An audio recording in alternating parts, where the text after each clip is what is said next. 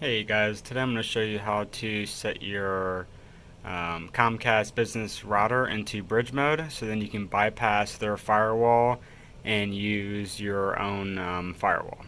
So the first thing you're going to want to do is go to the default IP, which is 10.1.10.1. You're going to get to this page.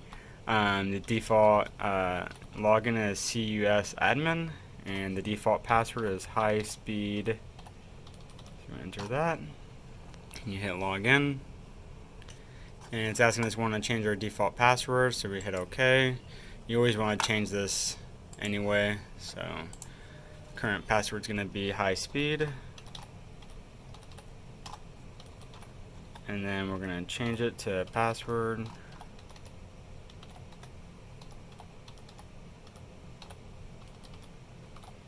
Alright, hit save. Oh, did I fat finger something?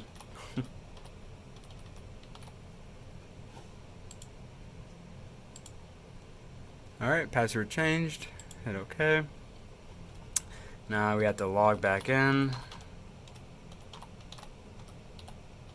with that new password we just set. Alright, so once we log in on the dashboard, we're going to get bridge mode here. So you're going to want to hit full because pseudo I think just turns off the Wi-Fi and disables the firewall, but we want to do the full bridge mode. So we're going to click on that, and it's going to ask us enabling the full bridge mode. It's going to disable the router function, gateway, blah blah blah. We know that.